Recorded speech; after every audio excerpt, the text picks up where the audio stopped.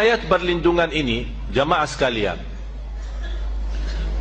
saya harap ayat ini yang terkumpul sangat bermanfaat untuk ketenangan, untuk sakit hati, untuk iri, untuk hasud, sifat sombong, untuk berlindungan dari kesurupan, dari gangguan jin, syaitan, kemudian dari sihir.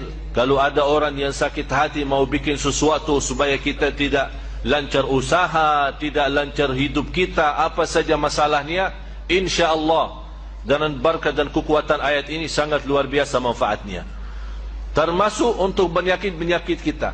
Kalau ada yang sakit, biarpun penyakitnya itu sampai kanker, insya-Allah disembuhkan oleh Allah Subhanahu wa taala. Dan ini bukan pertama saya bagi. Ini bukan pertama. Sejak saya di Madinah.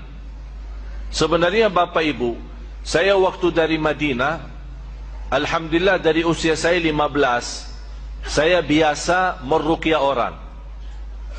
Tahu ruqyah? Tapi sejak saya datang ke Indonesia, saya stop.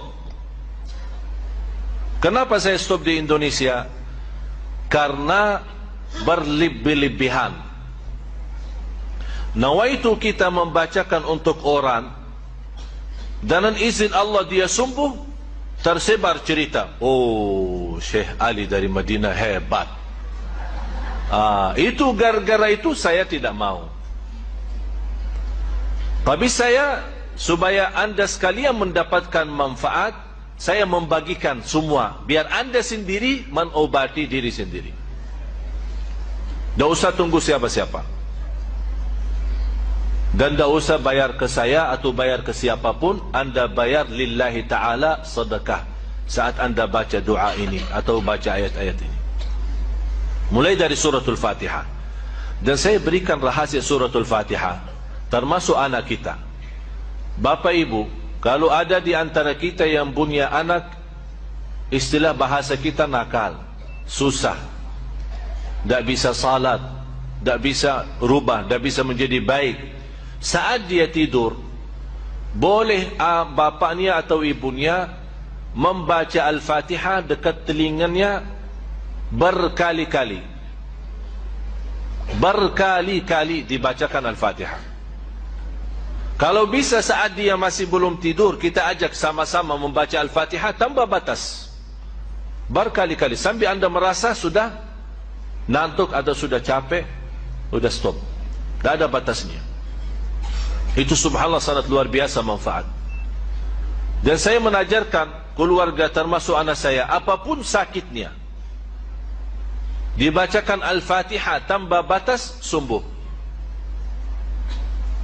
Tak perlu insya-Allah ke dokter. Jadi jamaah sekalian, Al-Fatihah memang sangat luar biasa. Tapi mohon maaf, banyak yang suka memang baca Al-Fatihah, tapi belum memiliki keyakinan dan kekuatan dan barakahnya Al-Fatihah ini. Cukup dari nama Al-Fatihah untuk segala pembukaan, membuka semua masalah. Membuka semua masalah.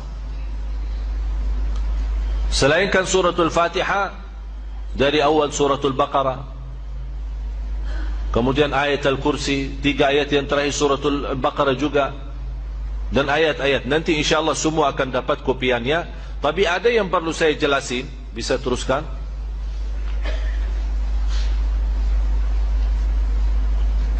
Ini 5 ayat suratul Baqarah. Terus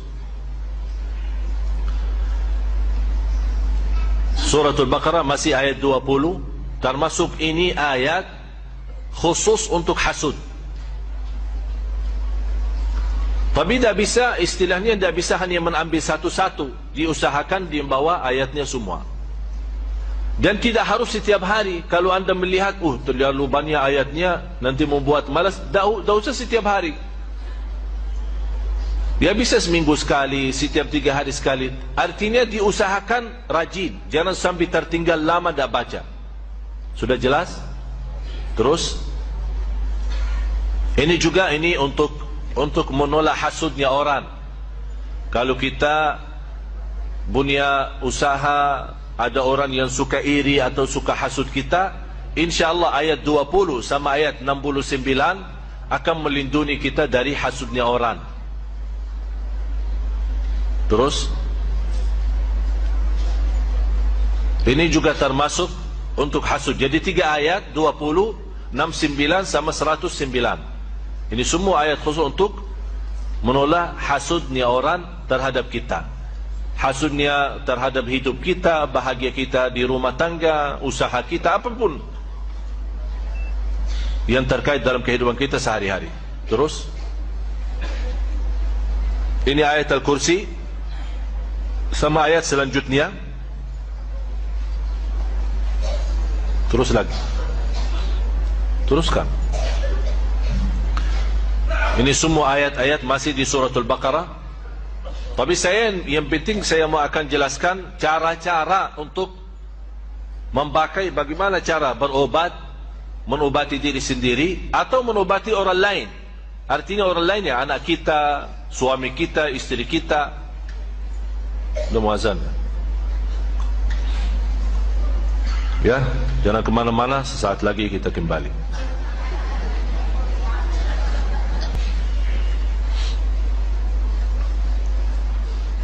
Alhamdulillah, Allahumma salli ala Sayyidina Muhammad wa ala ali Sayyidina Muhammad.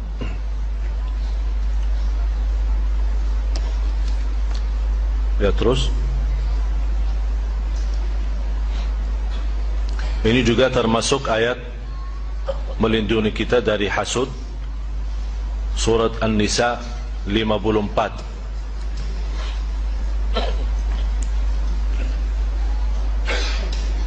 Ini juga termasuk suratul Hijr. Walaqad ja'alna fis samai burujan, ayat 16 sampai 18, 3 ayat. Kalau angka pertama itu nomor surah, ya, angka pertama suratul Hijr 15 itu nomor surahnya, surah 15 ayat 16 sampai dengan ayat 18. Kemudian dari surat Taha 23 ayat pertama, mulai dari ayat 1 sampai ayat 23. Ini sangat luar biasa manfaatnya bagi orang yang kena sihir. Orang pun yang belum kena sihir, mudah-mudahan dalam teruskan membaca ayat ini tidak akan bisa mengganggu dalam sihir. Terus ini masih surat Taha, surah 20 ayat 131.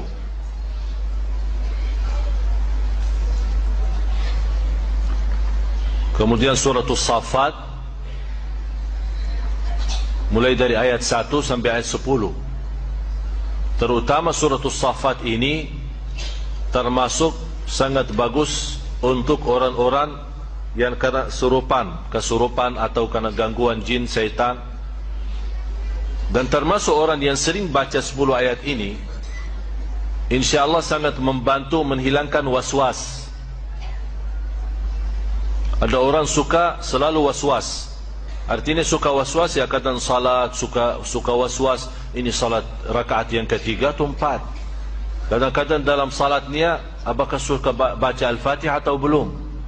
Kadang-kadang was-wasnya apakah sudah baca Qulhu belum. Kadang-kadang saking was-was dalam rukuk malah baca Subhan Rabbiyal A'la, dalam sujud terbalik Subhan Rabbiyal Azim, karena dia tidak mensadarkan salatnya, ya terbalik doa-doa ini. InsyaAllah dalam membawa ayat-ayat ini akan dilindungi Allah dari rasa was-was.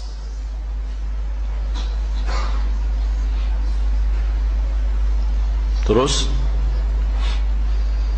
surat Tabarak, terutama 14 ayat pertama, mulai dari ayat 1 sampai ayat 14. Kalau bisa teruskan saja sampai habis. Kenapa sampai habis? Karena 14 ini memang untuk melindungi kita dari godaan, termasuk godaan hawa nafsu, termasuk juga dari hasud, dari sakit hati orang, dari iri, dari sihir, dari gangguan jin syaitan. Dan sekaligus kita mendapatkan, kalau kita teruskan sampai habis, akan mendapatkan perlindungan Allah dari siksa kubur. Berarti surat Tabarak, kalau boleh, di antara ayat-ayat ini, kalau boleh yang dirajinkan dan teruskan baca setiap malam atau setiap hari adalah surat Tabarak.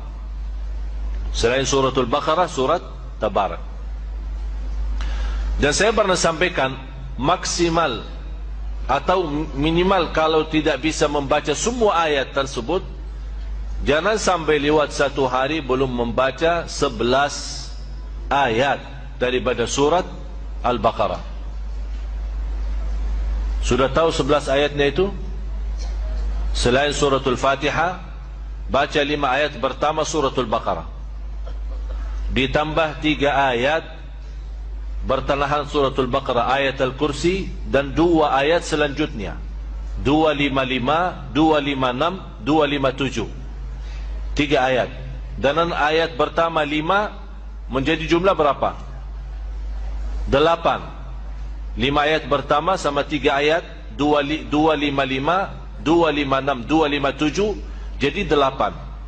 Kemudian 3 ayat yang terakhir suratul Baqarah, 284, 285, 286, menjadi jumlahnya 11. Ditambah habis 11 baca surat Tabarak. Ini yang 11 kalau boleh dijadikan wirid kita sehari-hari, jangan tertinggal. Untuk apapun, termasuk godaan batin kita, fikiran, waswas. InsyaAllah kalau anda 11 ayat terjaga dan setiap hari, Quran dari 1 minggu anda bisa hafal. Karena sering dibawa, sering dibaca. Malah saya yakin di antara bapa ibu ada yang sudah hafal. Ada yang hafal ayat Al-Kursi? Semua kan? Kenapa bisa hafal ayat Al-Kursi? Ya sering dibaca. Berarti ini salah satu cara mudah hafal Al-Quran, sering baca. Terus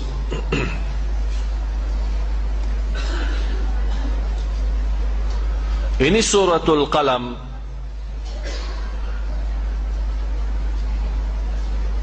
Nanti supaya saat anda baca ayat-ayat ini, suratul Qalam surah 68 ayat 51. Saat anda baca ayat-ayat ini, tolong buka nanti Al-Quran di rumah, baca terjemahannya, artinya. Kenapa? Supaya saat anda baca ayat ini, anda bisa menerti maksud daripada ayat ini, memahami isinya, supaya anda saat baca merasa bagaimana berkahnya ayat dan kekuatan ayat ini untuk bermanfaat bagi kita, lahir maupun batin. Nah, terus surah At-Taubah, surah ke-9 ayat 14 sama 15. Terus ini semua ayat yang saya jelaskan ini semua ada di kopiannya ya. Tinggal insyaAllah semua mudah-mudahan dapat. Terus ada yang sudah dapat? Kayak ini ada sebagian dapat sana. Ya udah nanti. Ya nanti diatur habis salat insyaallah masing-masing dapat. Ada hampir 1000. Mudah-mudahan yang tidak dapat kali ini insyaallah jangan khawatir. Insyaallah kita hari Jumat subuh kita ketemu lagi, insyaallah dapat insyaallah. Like a Hellcat.